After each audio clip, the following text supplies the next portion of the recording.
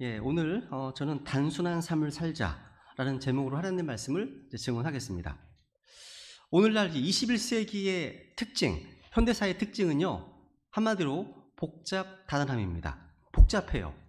뭐든지 너무 복잡합니다. 제가 이제 학교 다닐 때 생물 시간에 배운 진화론의 핵심은요, 모든 생물은 단순함에서 복잡한 것으로 나아지고 진화되었다, 이런 겁니다. 아메바라는 단세포 생물에서 점점 더 고등생물로 발전하고 나아진다고 하는 것이 진화론의 핵심이죠. 그죠? 여기 보시면 박테리아가 아주 오랜 시간이 지나면 베토벤이 된다는 가르치는 게 진화론입니다. 말이 안 되죠, 그죠? 이건 새빨간 거짓말입니다. 연력학 제2법칙에 의하면 무질서도가 증가합니다. 그러니까 엔트로피가 증가한다는 것이 자연의 변화의 방향인 겁니다. 근데 진화론은 진화 법칙이 아닙니다. 진화라는 이론, 진화론은요, 법칙과 지금 반대가 되고 있죠. 이론과 법칙과 뭐가 더 상위죠? 당연히 법칙이죠. 법칙은 팩트, 사실이거든요. 근데 많은 사람들이 진화를 법칙으로 이해하기 때문에 문제가 생기는 겁니다. 이런 진화론이라고 하는 거짓 과학, 거짓 철학은요, 오늘날 모든 분야에 영향을 미쳤습니다. 단순함에서 복잡함으로 나아가는 것이 발전이고 좋은 것인 줄로 아는 것이 이 시대의 정신입니다. 하지만 성경은 이와 정반대입니다. 여러분, 하나님의 말씀, 이 진리는요, 심플한 겁니다. 단순한 거예요. 여러분, 하나님이 지으신 이 세상은요, 처음에 완전했고 아름다웠습니다. 하나님 보시기에 아주 좋았습니다. 매우 좋았다고 말씀하시죠? 근데 우리 조상 아담과 이브의 죄로 인해서 세상은 점점 더 나쁜 방향으로 태화되고 있습니다. 땅은 저주를 받아서 가시와 엉겅퀴를 냅니다. 사람들은 어려서부터 그 생각이 악합니다. 악해요. 그러니까 죄의 결과로 인해서 우리의 몸은 결국 흙으로 돌아가 버리죠. 또 동물들은 약육 강식이라고 하는 정글의 법칙에 따라 살게 됩니다. 그러니까 우리 사람은요, 하급 생물에서 고등 생물로 점점 진화된 존재가 아니라 처음에 하나님의 형상대로 지음받은 죄 없던 인간이었는데 그 인간이 죄 가운데 타락해서 죄인으로 전락을 해서 짐승처럼 사는 존재가 되었다는 겁니다. 그리고 그 이후에는 지옥에서 벌레의 모습으로 점점 퇴화하는 것이 우리 인간의 운명인 겁니다. 한마디로 인간은 점점 진화하고 있는 것이 아니라 퇴화하고 있는 존재라는 겁니다. 여러분, 우리가 살고 있는 이 사회를 한번 생각해 보세요. 사회가 얼마나 복잡합니까? 그죠? 갈수록 정말 복잡해지고 있습니다. 그러니까 도시 문명의 특징은요, 복잡함을 특징으로 하고 있어요. 여러분, 스마트폰만 하더라도요, 수많은 요금제 중에서 뭘 선택해야 될지 너무 복잡합니다. 그죠? 그리고 이 스마트폰의 기능이 얼마나 다양한지 보통 사람들은 이 셀폰의 기능이 한 반이나 사용하시나 모르겠어요. 대부분 모르실 것 같아요. 그죠? 일상을 돌아보세요. 거리로 차를 몰고 나오는 순간 길에는요, 여러 다양한 브랜드 차들로 복잡합니다. 이마트, 홈플러스 가보시면 진열대에 각종 상품과 브랜드들로 넘쳐납니다. 여러분, 편리하게 사용하겠다고 산 가전기기들은 기능이 너무 복잡해서 사용법을 다 익히지도 못한 채 사용하고 있습니다. 한마디로요, 현대사회는 단순함과 동떨어진 사회로 지금 강요받고 있는 삶을 살고 있는 거예요. 우리가요, 지금 현재요. 사회만 온 거 아니죠? 여러분 사실은 집은 어떻습니까? 전에는 없었던 가전제품들이 질비합니다. 방에는 컴퓨터, 심지어 지니야 부르면 인공지능 스피커까지 다 있습니다. 들어와 있습니다. 그죠? 또 주방에도 이전에 없던 것들이 다 계속 들어옵니다. 그리고 사용하지는 않지만 버리지 못하는 물품들이 너무나 많이 쌓여 있습니다. 옷장에는 입지도 않는 옷들이 수두룩 걸려 있고요. 또 찬장 안에는 한 번도 쓰지 않은 그릇들이 또 가득합니다. 그래서 막상 이사를 하려고 이제 짐을 정리해 보신 분들은 버릴 것이 많구나 놀라게 됩니다. 그러니까 없이도 살 수 있는 것들이 너무 많다는 거예요. 그죠? 그러니까 진정으로 어떤 단순함의 라이프 스타일이 절실한 때인 것 같습니다. 저는 오늘 마태복음 6장 이 말씀을 가지고서 단순한 삶을 살자라는 제목으로 하나님 말씀을 증언하겠습니다. 우리가 이제 크리스찬으로서요, 또 성경을 믿는 성경 신자로서 광야 같은 이 세상을 살아갈 때 어떻게 살아가야 될까요? 여러분, 영어 표현 가운데 트래블 라이트라는 표현이 있습니다. 짐을 적게 가지고 여행한다는 뜻이에요. 우리가 광야를 자주 여행하는 여행자들이라면 최대한 짐을 가볍게 단순하게 줄이고 여행합니다. 그래야 됩니다. 그죠? 그렇지 않으면 다 그 짐 때문에 중간에서 지쳐 쓰러지게 된다는 거죠.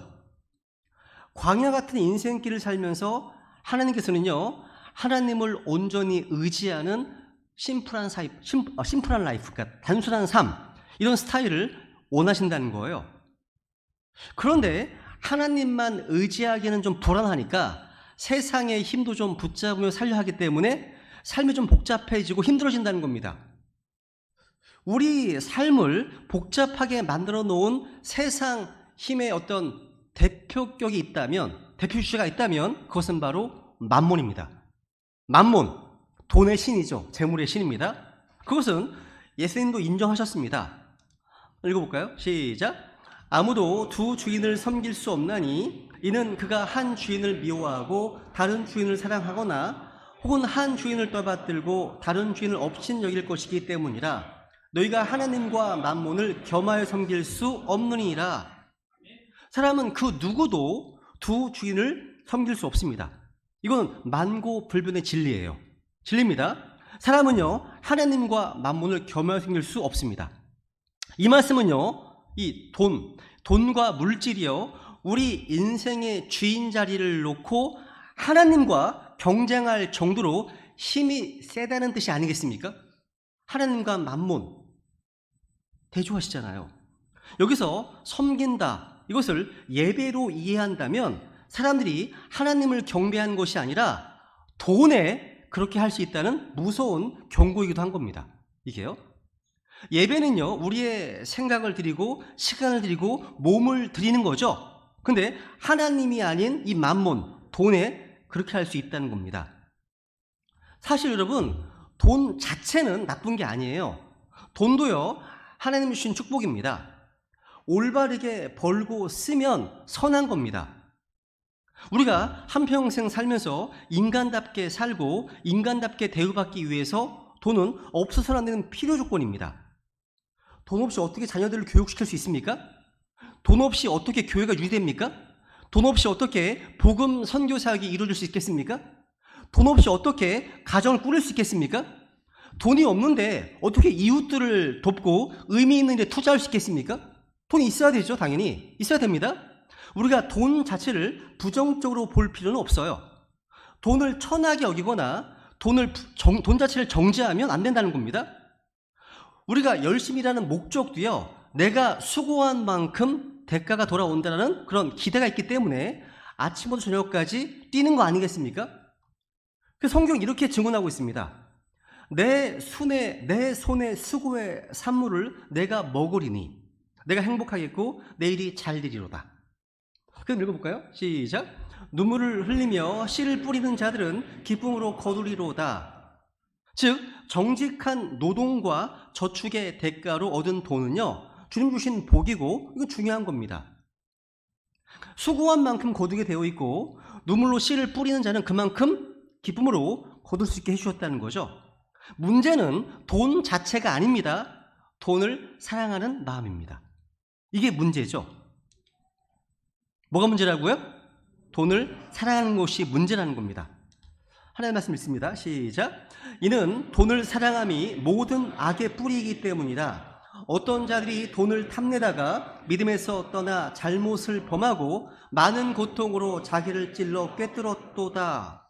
말씀하시네요. 여러분, 돈을 사랑함이, 그러니까 돈을 사랑한다는 것은요, 돈이 없으면 안 된다는 돈을 절대화시키는 마음이고 끝없이 더 많은 돈을 탐하는 욕심입니다.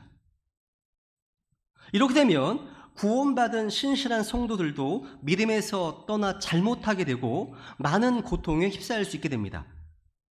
여러분, 이런 조크가 있잖아요. 뭐니 해도 머니가 최고다 라는 조크가 있습니다. 그만큼 힘든 세상에서 돈의 힘이 절대적이라는 뜻입니다. 여러분, 30년 전만 하더라도요, 우리나라에서 대학에 들어가는 신입생들에게 인생을 살면서 의미 있는 생을 살고 싶으냐, 아니면 돈 많이 벌어서 잘 살고 싶으냐 라고 물으면 저 때는요, 대부분 의미 있는 삶을 살고 싶다고 대답했습니다. 이게 뭐 다른 사람 의식해서 그럴지 모르겠지만 그렇게 답변했거든요. 그런데 오늘날 대학 들어가는 신입생들이 물으면 열의 9은요, 돈 많이 버는 직업을 가져서 편안하게 살고 싶다라고 거침없이 대답합니다. 이렇게요, 돈이요, 우리의 가치관을 변질시켜 놓은 겁니다. 여러분, 누가 좋은 직장 다닌다라는 말은요, 월급 많이 받는다는 뜻입니다. 맞죠, 여러분? 그죠? 그러니까 우리는요, 그 일이 무슨 일이든 간에 돈만 많이 받으면 좋은 직업이라고들 생각한다는 거죠. 여러분, 좋은 신랑감이라는 말은요, 돈 잘 버는 사람이란 말입니다. 그렇게 통하는 겁니다. 여러분, 이렇듯 다른 사람들을 볼 때도요, 얼마나 돈을 많이 버느냐로 그 사람의 인격을 평가하는 시대가 되어버렸다는 거죠. 그러니까 돈이면 다 된다고 하는 황금 만능주의가 우리 사회 전체를, 아니 온 세상 전체를 지배하고 있습니다. 여러분, 돈에는요, 뭐 불의한 돈이 있고 의로운 돈이 있습니다. 깨끗한 돈이 있고 더러운 돈이 있습니다. 정직한 땀을 흘려서 번 돈이 깨끗한 돈입니다. 근데 세상은요, 나쁜 일을 해서 번 돈, 땀 흘리지 않고 번 돈도 가리지 않는 무서운 세상이 되었습니다. 우리나라의 로또 복권 열풍, 또 가상화폐 투기 열풍, 부동산이나 주식이 투자를 넘어서 투기 열풍이 불어닥쳤습니다. 지금 그 거품이 꺼져서 많은 분들이 고통받고 있다고 합니다. 여러분, 최근 강남의 한 초등학교 학생들에게 장래의 희망을 조사했더니 제가 이거 보고 웃었습니다.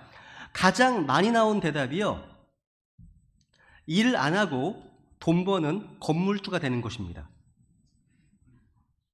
와, 기가 막힐 일입니다. 그러니까 어린 아이들도요, 땀 흘리고 열심히 수고해서 번 돈, 그런 돈이 아니라 공돈을 바라고 일확천금을 꿈꾸는 사회가 되었다는 거죠. 이거 불행한 겁니다. 비극입니다, 이거요. 여러분, 미국 여론조사 기관 이제 퓨리서치에서요, OECD 국가 가운데 그 17개 국 상대로 한 조사에서요, 끔찍했습니다. 가족보다 돈이 더 중요하다고 답한 유일한 나라가 한국입니다. 한국이에요. 아니, 어떻게 하다가 우리나라 이렇게 되었습니까? 그러니까 이제 우리 시대의 돈은요, 우리의 정신을 지배하는 사악하고 무서운 힘을 지닌 괴물이 되어버렸습니다. 모든 사람은요, 다 돈 앞에서 쩔쩔맵니다. 돈 때문에 자기 양심도 팔고, 돈 때문에 결혼했다가 불행해집니다. 돈 때문에 가족도 친구도 다 원수가 됩니다. 그런데도 다들 돈이라면 어쩔 줄 모르고 좋아해요. 모두가 이 만몬, 돈이 마치 하나님인 양 엎드려 절을 한다는 거죠. 여러분, 돈을 사랑하게 되면요, 그것이 우리의 마음을요, 하나님으로부터 빼앗아갑니다. 일주일 내내 우리가 사놓은 주식, 시세나 부동산 시세 변동을 하나님보다 더 많이 생각하는 사람들이 많다는 겁니다. 그래서 예수님께서요, 너희 보물이 있는 곳, 거기에 너희 마음도 있으리라. 그래서 이런 말씀 하신 겁니다. 여러분, 본문에 보시면요, 예수님께서요, 무려 5번이나 강조하신 말씀이 있습니다. 바로 염려하지 말라는 겁니다. 염려하지 말라. 여러분, 성경은요, 근데 모든 염려를 다 금지하신 건 아닙니다. 이 땅을 살아가면서 어떤 염려는 참 건강하고 필요합니다. 다른 사람의 형편을 사랑으로 염려해 주는 것은 꼭 필요한 것들입니다. 또 주님의 사역을 염려하고 내가 섬기는 지역교회를 염려하는 것은 주님께서 참 기뻐하시는 염려입니다. 자신에 대해서는요, 다른 거 어떤 것보다도 내가 하나님과 바른 관계에 있는가, 이걸 염려하는 것이 정말 중요합니다. 중요해요. 그러니까 이 땅을 살아가면서요, 나의 영적 상태를 아주 예민하게 점검하고 내 속사람이 건강할 수 있도록 적들이 염려하는 것은 참 필요한 염려라고 할 수 있습니다. 그러니까 내 속사람을 위한 염려, 또 지역교회를 위한 염려, 또 다른 제자들을 사랑으로 어떤 배려하는 염려, 이거 꼭 해야 될 염려죠. 그런데 오늘 본문에서 주님께서 사람들이 하지 말아야 될 염려를 사람들이 하기 때문에 염려하지 말라고 말씀하시는 겁니다. 한마디로요, 먹고 사는 문제로 염려하지 말라는 거예요. 읽습니다. 시작. 그러므로 염려하며 이르기를 우리가 무엇을 먹을까, 혹은 우리가 무엇을 마실까, 혹은 우리가 무엇을 입을까 하지 말라. 주님 말씀하실 겁니다. 먹고 사는 문제, 의식주 문제를 말씀하시죠. 주님께서는요, 이 먹고 사는 문제에 대한 염려가 우리의 믿음을 흔들어 놓는다는 것을 아셨어요. 사실 먹고 사는 문제 정말 중요한 문제입니다. 우리나라가요, 보릿고개를 넘긴 때가 대략 1970년대 중반 무렵입니다. 이때까지만 해도요, 문자 그대로요, 하루 세 끼 먹고 사는 것이 소원이다 라는 집이 많았거든요. 많았습니다. 지금도 제3세계에 가면요, 하루 세 끼 제대로 먹는 게 소원인 가난한 사람들이 정말 많습니다. 그러니까 먹고 사는 것이요, 이토록 중요한 문제인데 주님께서는 왜 이 문제로 인해서 염려하지 말라고 하십니까? 그것은 우리가 하늘 아버지의 자녀이기 때문입니다. 32절에 보시면요, 이 먹고 사는 문제는요, 이 모든 것은 이방인들이 구하나니 너희 하늘 아버지께서는 이 모든 것이 너에게 필요한 것을 아시느니라 하십니다. 누가 구하는 거라고요? 이방인들, 즉 예수님을 안 믿는 사람들이 구하는 거 하십니다. 그러니까 하나님을 안 믿는 사람들은요, 이 먹고 사는 문제로 끊임없이 염려하는 게 당연하죠. 왜? 영적인 고아니까. 자기의 인도자가 없잖아요. 그죠? 여러분, 주 예수 그리스도를 믿음으로 구원받지 못해서 하나님을 아버지로 모시지 않은 사람들은요, 자기 인생을 자기가 책임져야 하기 때문에 끊임없이 염려하고 혼자 발버둥 치는 거예요. 그런데 우리는요, 하늘과 땅을 만드시고 경영하시는 하나님의 자녀입니다. 우리 하늘 아버지께서는요, 세상 모든 것을 소유하신 분이시고요, 우리를 세상 그 어떤 것보다도 사랑하시는 분이십니다. 주님께서는요, 이 하늘 아버지께서요, 아무도 거들떠보지도 않는 공기 날짐승도 기르시고 들의 백합도 입히신다고 하셨습니다. 그 하늘 아버지가 우리를 결코 굶기지 않으실 것을 믿고 우리는 평안하고 담대히 살아야 한다는 거죠. 그죠? 만약에 여러분, 우리 아이들이 아침 먹고 나서 이제 엄마 아빠 보고서 얘기합니다. 아빠, 엄마, 우리 저녁밥도 주는 거 틀림없어요? 이게 묻는다면 기분이 어떻겠습니까? 직장에 출근한 아빠에게 전화를 해서, 아이들이 전화해서 아빠 정말 저녁밥 주는 거예요? 이렇게 하면 어떨까요? 아이가 나를 믿어주지 않는 거에 대해서 속상하고 화가 날 겁니다. 이렇듯 육체의 부모들도요, 자기 자식 먹이고 입히는 데는 최선을 다합니다.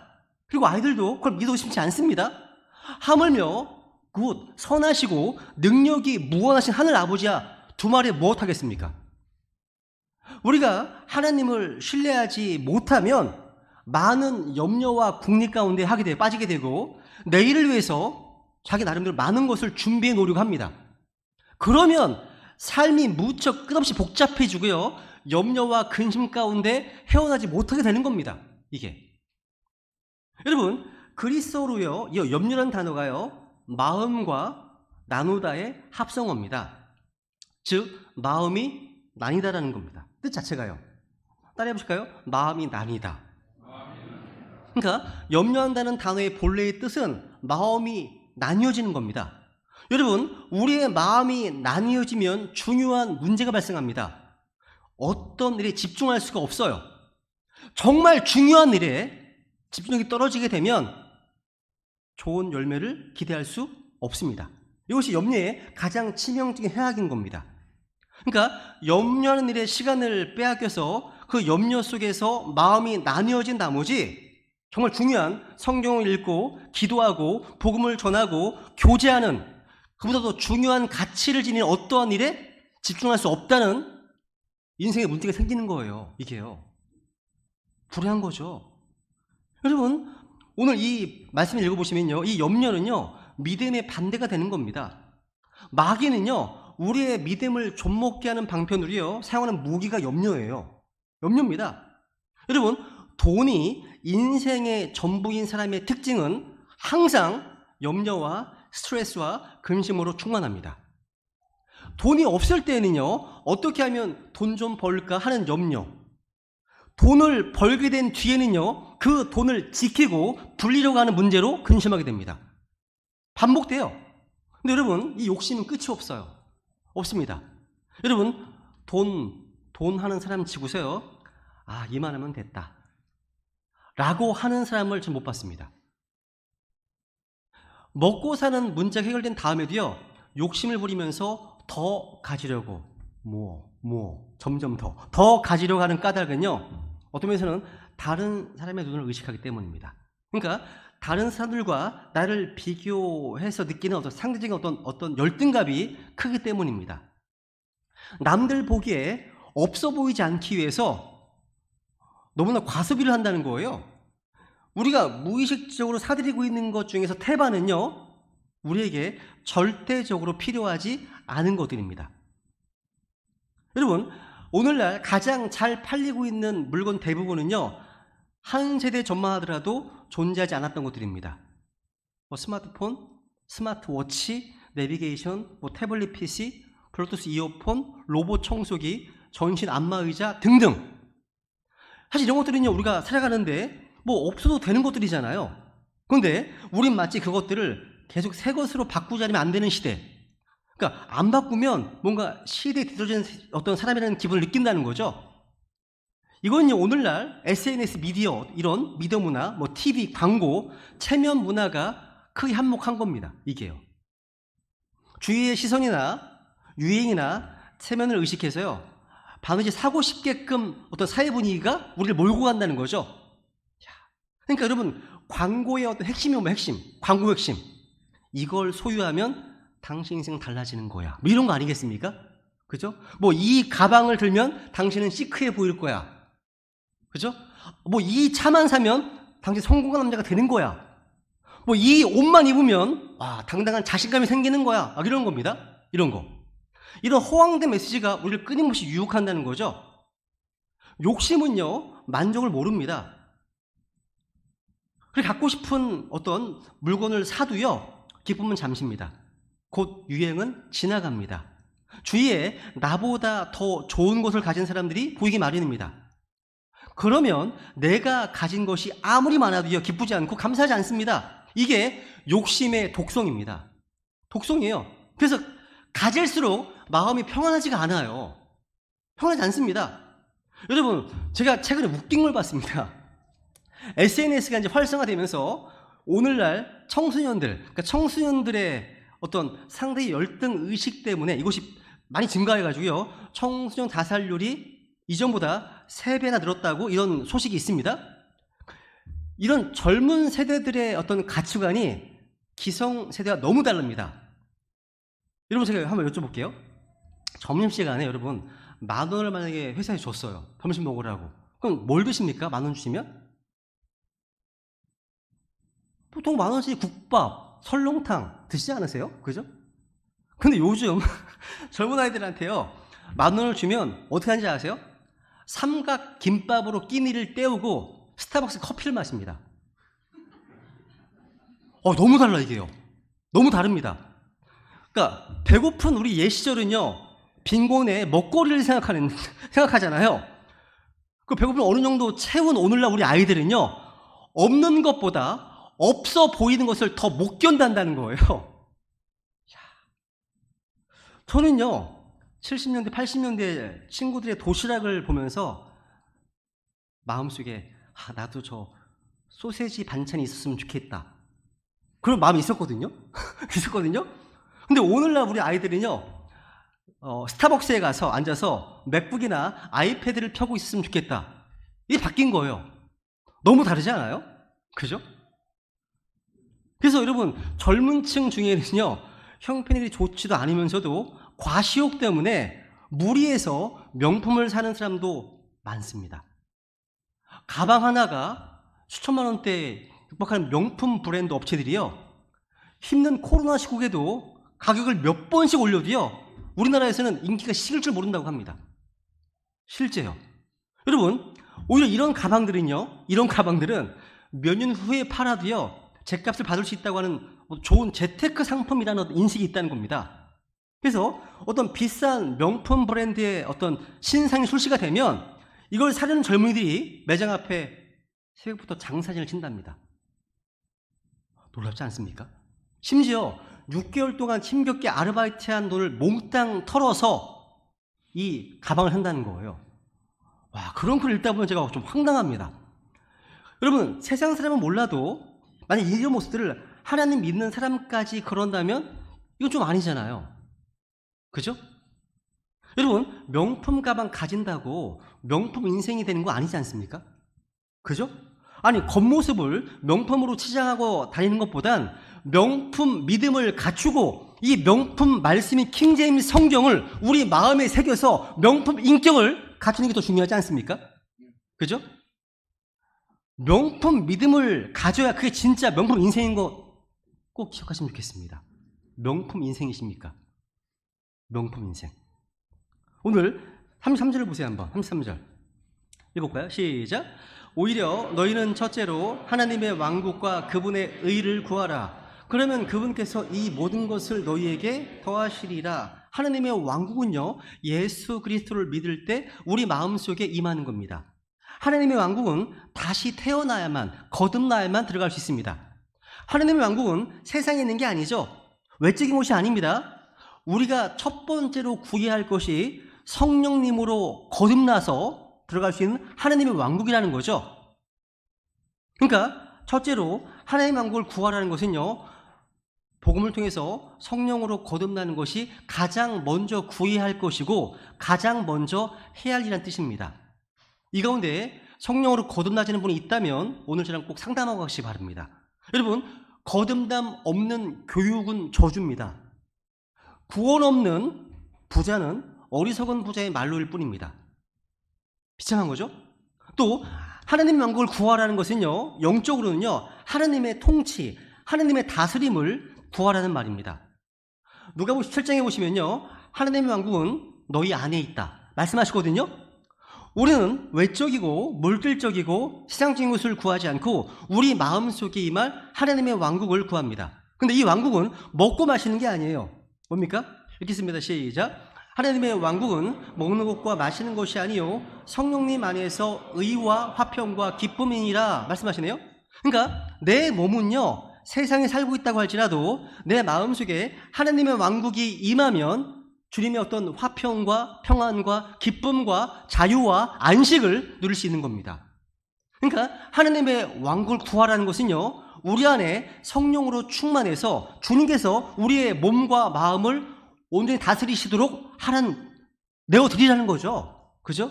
우리의 마음 중심에 주님께서 주권을 가지시고 우리를 소유하시고 통치하시는 것이 하나님의 왕국을 구하는 겁니다. 근데 우리가 어떤 일로 염려하게 되면 가장 무서운 게 뭐냐면 그 염려가 나를 다스립니다. 염려 속에 빠지는 거죠. 그러면 염려가 우리 인생의 주인이 됩니다. 염려하는 일, 그것이 내 의식과 내 생각을 지배하는 가장 중요한 주체가 되어버린다는 거죠. 그러면 하나님을 잊어버립니다. 하나님 망각하게 되는 거예요.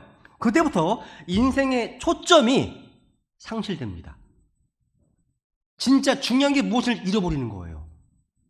비극이죠. 여러분, 우리에게서 가장 중요한 것은요, 하나님과 나 사이의 관계입니다. 관계예요. 여러분, 주님께서 지금 이 순간 나를 다스리고 계십니까? 이 순간 걱정할 수밖에 없는 상황, 염려할 수밖에 없는 상황, 이 순간 속에서도 염려를 주님께 내어 맡기고 주님의 다스리심, 주님의 통치를 구하십니까? 주님께서 나를 다스리시고요, 나를 인도하신다면 뭐가 걱정입니까? 무엇이 염려하는 겁니까? 그래서 그 하나님께서 나를 통치하신 삶을 먼저 구해야 한다는 거죠. 그죠? 어떤 분들은요, 이런 본문 말씀을 통해서 소유가 주는 위험성에 대해서 자꾸 이야기하면 이걸 또 다른 극단으로 해석을 해서 진짜 크리스천답게 살려고 하면 다 팔아버리고 가난하게 사는 것이 좋지 않냐, 이 주장하기도 합니다. 사실 여러분, 교회사에 보시면요, 원래 정말 어마어마한 부자였음에도 불구하고 의도적으로 자기의 모든 재산을 팔아버리고 주님을 따랐던 분들도 있습니다. 교회사에 나와요. 그런데 모든 크리스찬이 다 그렇게 살 수 없습니다. 그런 특별한 삶은요, 하나의 특별한 사명이고 은사라고 할 수 있습니다. 문제는 뭡니까? 돈 자체가 아니라 그 뒤에 숨어있는 욕심입니다. 탐욕이 문제라는 거죠. 욕심. 우리 주님께서 이런 말씀하셨습니다. 같이 읽습니다. 시작. 또 주 예수님께서 하신 말씀들, 즉 주는 것이 받는 것보다 더 복되도다 하신 그분의 말씀들을 기억해야 함을 보여주었노라 하니라. 주는 것이 받는 것보다 더 복되도다. 움켜쥐고 싸는 것은 욕심입니다. 드리고 흘려보내는 마음은 믿음입니다. 우리는 욕심이 아닌 믿음의 물질관을 가져야 되겠죠. 주님께서 말씀하십니다. 너희 자신을 위해 보물을 땅에 쌓아두지 말라. 거기서는 좀과 녹이 부패시키며 거기서는 도둑도 뚫고 훔치니라. 같이 읽죠. 시작. 오히려 너희 자신을 위해 보물을 하늘에 쌓아두라. 거기서는 좀과 녹이 부패시키지 못하며 거기서는 도둑들이 뚫지도 훔치도 못하니라. 말씀하시네요. 여러분, 이 땅에 살면서 우리는 모두요, 주어진 환경 속에서 돈과 재산을 갖게 되어 있습니다. 이것은 죽을 때 싸들고 갈 수 없습니다. 반드시 이 땅에서 누군가를 위해서 또 뭔가를 위해서 써야 됩니다. 그런데 땅에 쌓아둔 보물은 좀이 부패시키고요, 녹이 슬고요, 도둑이 뚫고 훔칩니다. 여러분, 은행이라고 안전하지 않습니다. 은행이 파산할 수 있습니다. 보셨잖아요. 경험하셨잖아요. 일반 브로커 샀을 때 다 경험하셨잖아요. 그죠? 또 국가나 회사에서 발행하는 그런 채권이라고 안전하지 않습니다. 어떤 국가는 채무불이행, 디폴트라고 하죠. 파산 선고입니다. 이걸 선포해버리면요, 다 후지 조각이 돼버리는 겁니다. 미국이 지금 디폴트 선언할 수 있다, 이런 얘기 나오잖아요. 지금 부채가 어마어마하니까. 물론 안 됩니다. 되진 않을 겁니다. 어쨌거나 선언하면 다 후지 조각이 돼버리는 겁니다. 회사가 부도나 버리면 회사채나 주식은 다 후지 조각이 돼버립니다. 화폐 가치는요, 인플레이션이 일어나면 그만큼 하락해버립니다. 주식이 폭락하면 그만 날아가 버리잖아요. 땅에 쌓아둔 보물은요, 어디서 어떻게 냄새를 맡았는지 집요하게 도둑들이 노립니다. 그것을 빼앗으려고 생명을 위협하기도 합니다. 최근에 이제 향담에 사시는 어떤 분과 이제 교제를 했는데, 이분이 이제 초등학교 교장 선생님으로 이제 은퇴하신 분이세요. 근데 놀라운 게 뭐냐면, 은퇴하는 바로 다음날 연락이 온답니다. 퇴직금 받았는지 알고 연락이 온대요. 막 어떻게 해서 알고서. 여러분, 시편에 이런 말씀이 있어요. 시편에 보세요. 한번 시편에 보시면 30편 6절 읽습니다. 시작. 분명히 모든 사람은 헛된 모습 속에서 걷나니 분명히 그들은 헛되이 소동하나이다. 그가 재물을 쌓으나 누가 그것을 거둘지 알지 못하나이다 하였도다. 야, 그러니까 평생을 잘 모아둔 재산을 남에게 가로채기도 하고 이것이 불행의 원인이 되기도 합니다. 이건요, 이 땅에서 흔히 볼 수 있는 모습입니다. 성경은요, 이 재물을 말씀하시죠. uncertain riches, 불확실한 재물. 재물은 확실한 게 아니에요, 여러분. 불확실한 재물을 말씀하시는 겁니다. 그래서 주님 말씀하시기를 보물을 어디 쌓아두라고요? 하늘에 쌓아두라고 말씀하십니다. 여러분, 한국 돈은요, 우리나라 안에서만 통용됩니다. 미국에 가면요, 달러로. 일본에 가면 엔화로 바꿔야 됩니다. 마찬가지입니다. 이 땅의 돈과 물질은 이 땅에서만 유효한 거예요. 우리가 언젠가 하늘나라로 가시면 하늘나라 화폐로 바꿔가야 됩니다. 그러면 하늘나라 화폐가 뭘까요? 여러 가지로 얘기할 수 있겠지만 한마디로 그건 사람들입니다. 사람들이에요. 보물을 하늘에 쌓아두라는 말은요, 사람에게 투자라는 뜻으로 이해하면 좋겠습니다. 성경에서 하나님께서는요, 믿는 사람들을요, 자신의 보아들이라고 말씀하십니다. 보아들. 그러니까 하나님의 백성은요, 보석으로 예표되어 있거든요. 보세요 한번. 스가랴서 9장에 보시면요, 여기 하나님의 백성을 말씀하시면서 그들이 왕관의 보석들 같이 돼요. 뭐처럼 된다고요? 보석. 다니엘서 12장에 보시면요, 지혜로운 자들은 궁창의 광채같이 빛나고 많은 사람을 하나님의 의신 예수님이시죠? 의로 돌아서게 하는 자들은 별들과 같이 영원토록 빛나리라 말씀하십니다. 성도들을 별로 말하고 있습니다. 우리가 진정한 스타입니다. 스타가 우리입니다. 각각의 별이 그리스도인을 예표하는 보석처럼 말씀하고 있는 겁니다. 여러분, 이 보석들은요, 구원하지 못한 이루어진 영혼들을 주님께로 인도하는 그 일을 통해서 얻을 수 있습니다. 보석이죠. 우리 성도들의 주된 임무는 뭡니까? 이루어진 영혼들을 데려와서 예수님께서 주님이시고 예수님께서 구원이라는 사실을 알게 하는 겁니다. 이루어진 혼들에게 복음을 선포해서 그들을 구원하는 것, 보석을 얻는 겁니다. 이게요. 얻는 겁니다. 또 하나님의 말씀을 퍼뜨려서 믿음을 세우고 교회를 세우는 사역에 투자하라는 겁니다. 성경을 읽어보시면요, 하나님께서는요, 우리의 소유 자체를 탓하시는 게 아닙니다. 소수의 사람들이 지나치게 소유를 독점하고 다른 이들과 나누지 않는 이기적인 행위를 탓하시는 것입니다. 소유가 문제가 아니라 드리지 않는 것, 나누지 않는 것이 문제라는 겁니다.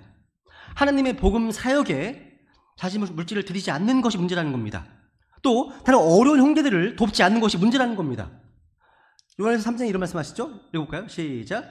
그러나 누가 이 세상에 좋은 것을 가지고 있으면서 자기 형제가 궁핍한 것을 보고도 동정하는 마음을 닫아 그를 피하면 어찌 하나님의 사랑이 그의 안에 거하겠느냐? 아주 충격적인 말씀이죠. 마틴 루터가 말한 대로, 루터가 이런 얘기했습니다. 당신의 지갑이 회개하지 않으면 당신은 진짜로 회개한 것이 아닙니다. 우리는 이 세상에 살 동안 하나님의 자녀로서 양자택일을 해야 됩니다. 이 세상에서 부자가 되기를 원하는가? 아니면 하나님의 왕국에서 부자가 되기를 원하는가? 이걸 선택하기 바랍니다. 저는요, 이 땅에서가 아닌 위에 올라갔을 때 주님으로부터 영원한 보상과 상급과 왕관들을 받게 되기를 간절히 원합니다. 그것은요, 우리가 이 땅에서 어떻게 살았는가가 결정할 겁니다. 영원한 보상과 상급은요, 이 땅에서 우리가 향한 섬김과 헌신에 따라서 주어지기 때문입니다. 주님 다시 오시면 더 이상 그런 기회가 없습니다. 여러분, 오늘날 우리가 살고 있는 현실을 좀 말씀드려 볼게요. 이렇습니다.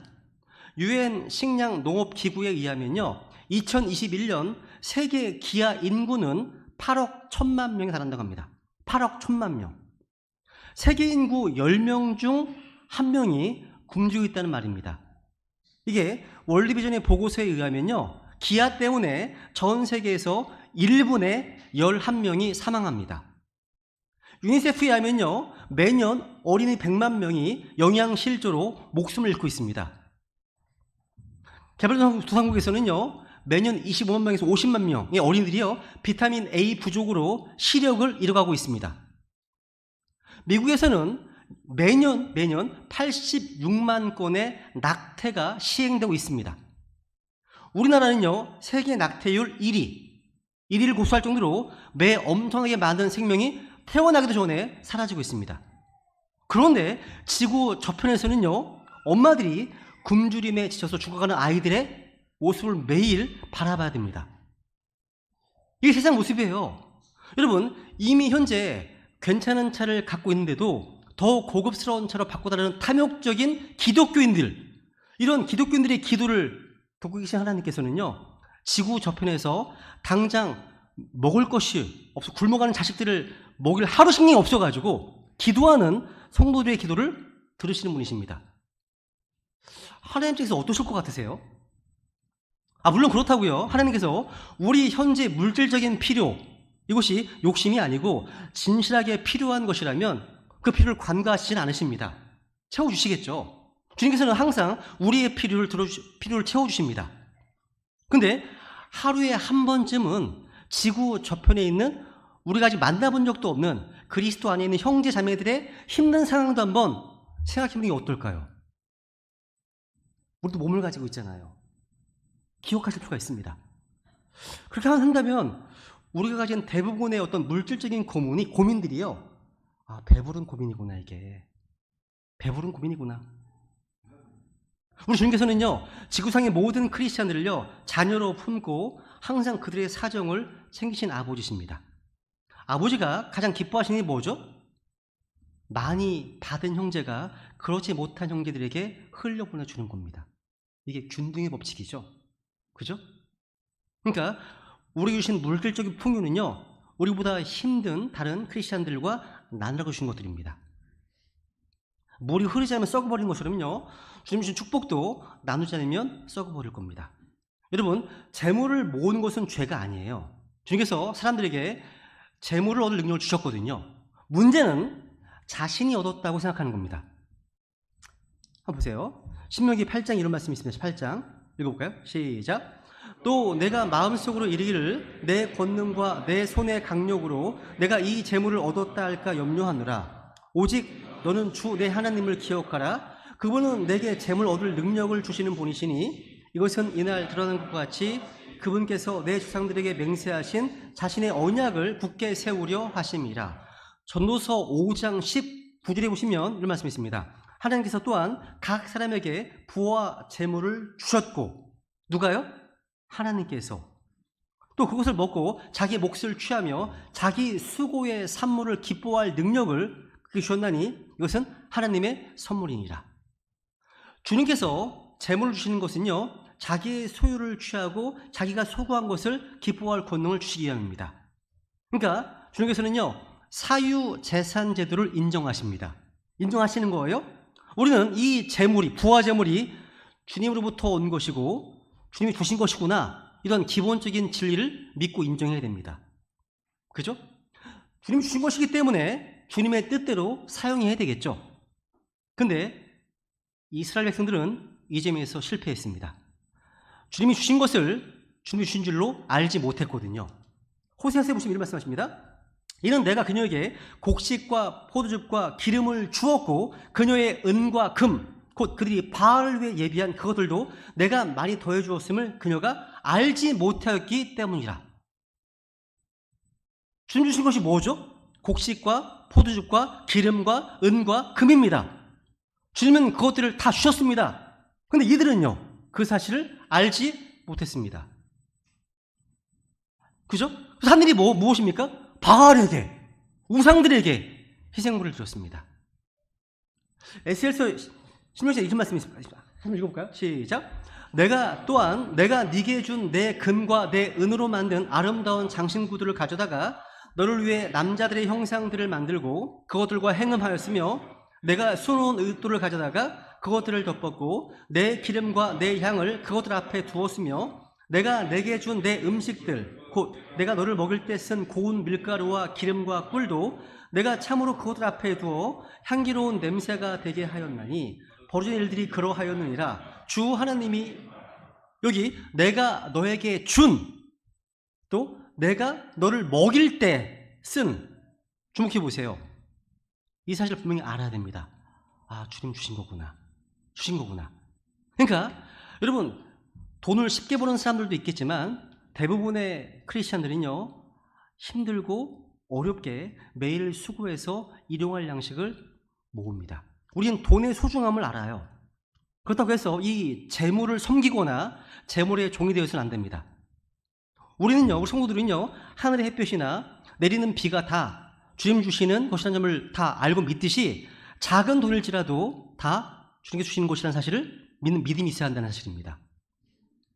내가 버는 모든 것이 다 주님 주시는 것 사실을 믿으면 우리는 청지기로서 그 재물의 종이 아니라 재물의 관리자가 되는 겁니다. 청지기 때문에. 그러면 제가 이제 마무리하겠습니다. 여기서 물질의 복을 받은 크리스찬들이 조심해야 될 세 가지가 있어요. 세 가지가 있습니다. 첫째는 자신의 힘만으로 성공했다고 생각해서 복의 근원 되시는 하나님께 감사하지 않는 겁니다. 이런 사람은 돈이 조금만 있어도 교만해지고 없는 사람들을 함부로 무시합니다. 두 번째로 이 돈이요 자신을 영원히 지켜줄 것이다 라고 착각하는 사람들입니다. 근데 여러분, 돈은 있다가도 없어지고 또 없다가도 있을 수 있는 바람 같은 것들입니다. 불확실한 재물이거든요. 세 번째, 자기 돈이니까 자기를 위해서 마음대로 써도 된다고 생각하는 겁니다. 내가 이래서 번 돈이라고 해도요, 내 돈이 아니고 청지기로서 하나님 잠시 맡겨주는 돈입니다. 기본적인 의식주 문제를 해결한 후에는 하나님께서 맡겨 써야 되겠죠. 그죠? 돈을 우리 인생의 목표로 삼지 말아야 되는 것은요, 그것이 결코 우리 영혼에 만족을 주지 못하기 때문입니다. 역사상 최고의 부자였던 솔로몬, 결론 뭐였습니까? 헛되고 헛되다, 헛되고 헛되다, 이런 고백을 했습니다. 자, 우리 크리스천들은요, 이 돈의 허무함을 알고 돈을 섬기는 것이 아니라 돈을 다스리는 인생을 살아야 되는 겁니다. 우리 이 시간 주신 말씀을 생각하시면 기억하시면서요, 자신에게 적용하기 원합니다. 신약성경에서 가장 많이 나오는 동사 중 하나가 사랑하다, 그 다음이 주다입니다. 사랑하면 끝없이 뭔가를 나눠주고 싶은 겁니다. 우리를 사랑해서 주고 또 주다가 나중엔 자기 독생자의 목숨까지 내어주신 하나님, 우리 이 시간 그 하나님의 마음으로 살아가겠다고 결단하시고 그것이 광야 같은 순례의 길을 걸어가는 우리 성경 신자들이 마땅한 삶의 자신을 기억하면서 주님께 그런 삶을 살겠다고 결단하시면 은혜를 구하겠습니다. 기도하시겠습니다.